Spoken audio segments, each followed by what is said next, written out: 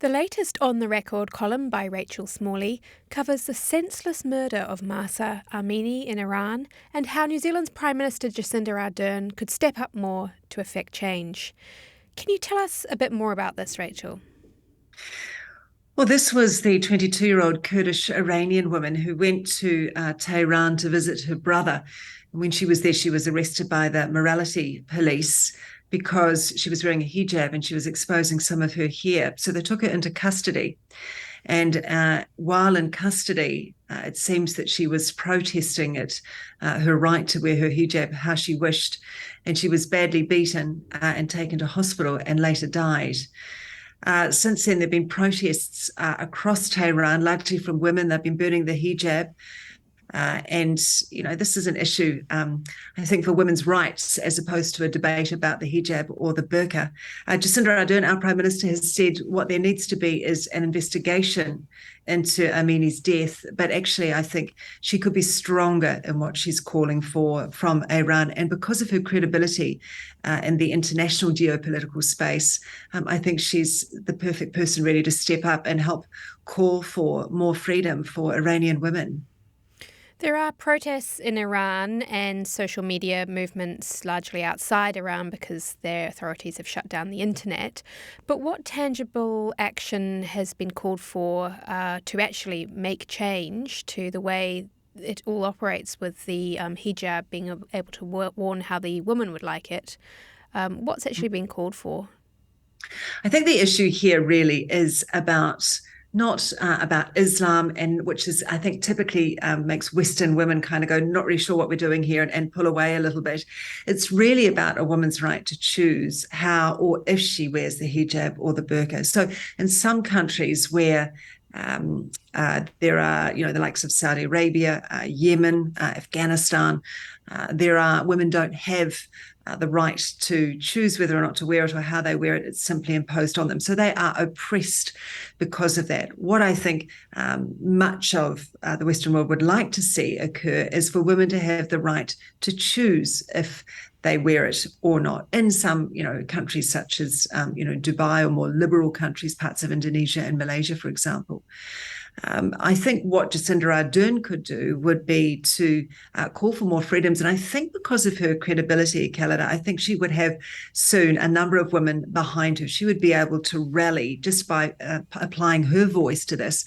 She'd be able to rally the likes of, I think, Michelle Obama, Hillary Clinton, Nicola Sturgeon, Liz Truss, Malala Yousafzai, other advocates who would fall in behind her. And I think if you look at our relationship with Iran as well, so, we have an embassy in Wellington. We also have an embassy in Tehran as well. We've got good relations with Iran. And I think rather than just looking at those relations diplomatically as trade relations and economic relations, this is where we can step into the space and do more for human rights and use our voice to apply more pressure, I think, to the Iranian leaders. Like you say, Iran has shut down the internet.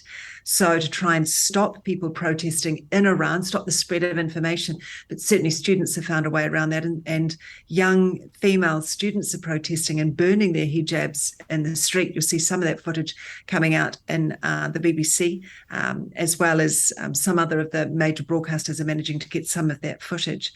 So I think we could do more. And what action could we call for at the moment? All that Jacinda Ardern has called for is an investigation, as I mentioned, into the death. Iranian women don't need an investigation into how this woman died. They need their freedom. And I think when you look back at what Jacinda Ardern has done historically in Christchurch with our mosque attacks, she has the credibility to be able to really step into this space.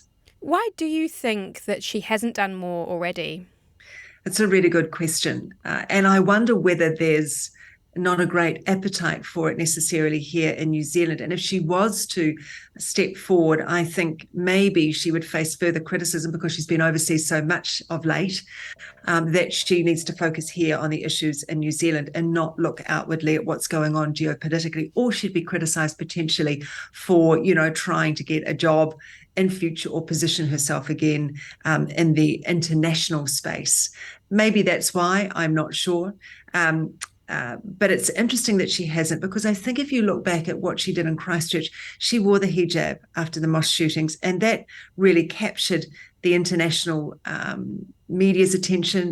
The international leaders all around the world applauded her for that. She remembered that famous line where she said, "They are us." And I think that was her at her most authentic. That's where Jacinda Ardern is comfortable in calling for fairness, calling for equality, and calming, I think, challenging ethnic or racial issues. That's where historically she spent a lot of time when she was younger, as a young politician. So she's comfortable in that space. Why she wouldn't step into it more, I'm not sure. But there are, of course, it's a tricky landscape to negotiate with Iran and with Islam. And perhaps that's why at this stage she's just held back and said, look, we need an investigation. But I don't think she would be criticised if she was to step up and just apply a bit more pressure on Iran to at the very least, let those protests take place freely within Iran's borders.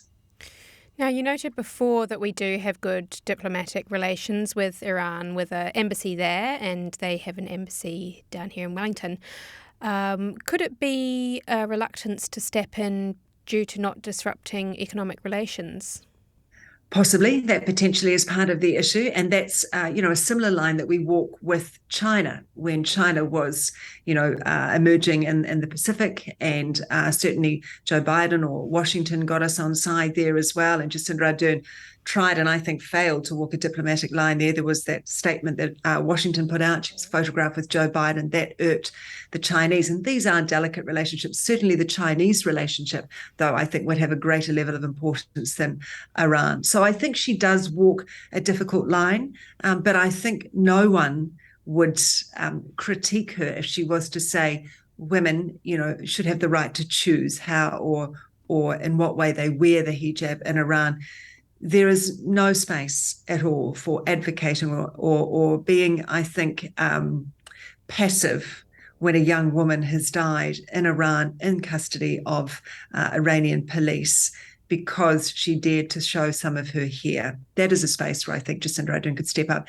And I think she would very, very quickly have the support of many around the world, including the likes of the French and the Canadians, who would back her if she came out and said as much. Rachel, thank you very much for your time. Thank you.